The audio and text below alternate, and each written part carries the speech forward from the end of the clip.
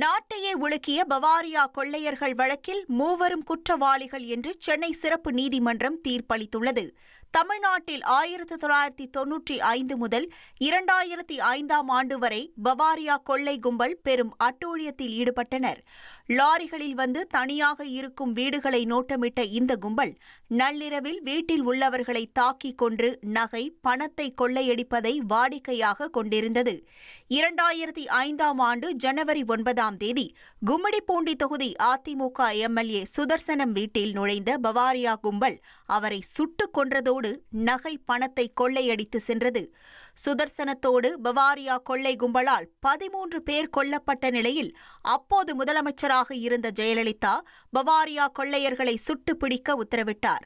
அப்போது ஐஜியாக இருந்த ஜாங்கிட் தலைமையில் 5 தனிப்படைகள் அமைக்கப்பட்டு அவர்கள் 32 பேர் மீது வழக்கு பதிவு செய்து வட மாநிலத்தை சேர்ந்த 13 பேரை கைது செய்தனர்.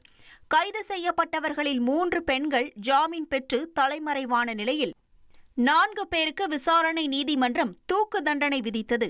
பின்னர் அவர்கள் மேல்முறையீடு செய்ததில் சென்னை உயர்நீதிமன்றம் அதனை ஆயுள் தண்டனையாக குறைத்தது.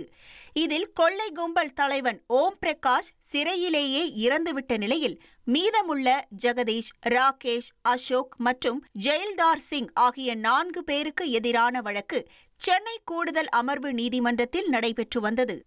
இந்த நிலையில் ஜெகதீஷ், ராகேஷ், அசோக் ஆகியோர் குற்றவாளிகள் என நீதிமன்றம் தீர்ப்பளித்துள்ளது. மற்றொரு குற்றவாளியான ஜெயில்தார் சிங் குறித்து வரும் 24 உத்தரவிடப்படும் என்றும் தண்டனை விவரமும் அன்றைய தினம் அறிவிக்கப்படும் என்றும் தெரிவிக்கப்பட்டுள்ளது. பவாரியா கும்பல் வழக்கின் விசாரணை அதிகாரியான ஓய்வு பெற்ற டிஜிபி ஜாங்கிட் தந்தி டிவிக்கு அளித்த பிரத்யேக பேட்டியை தற்போது பார்க்கலாம். சார், இப்போ 20 வருஷம் கழிச்சு உங்களுக்கு தீர்ப்பு கிடைக்கும். ஆமாம், இது எப்படி சார் பார்க்குறீங்க? பெரிய சந்தோஷமான விஷயம். ஆனால் இவ்வளோ வருஷம் கழிச்சு சில டாக்குமெண்ட் மிஸ் ஆயிரும், சில விட்னஸ் இருக்க மாட்டாங்க. இது மாதிரி நிறைய கஷ்டமாக இருக்கும். ஆனால் இருந்தால் கூட இந்த லெவல் வரைக்கும் கொண்டு வந்திருக்காங்க. நாங்கள் தமிழ்நாடு போலீஸு, குறிப்பிட்ட திருவள்ளூர் போலீஸு, இன்ஸ்பெக்டர் இவ்வளோ ஃபாலோ பண்ணியிருக்காங்க. அவங்க எல்லோரும் வாழ்த்துக்கள் சொல்கிறேன்.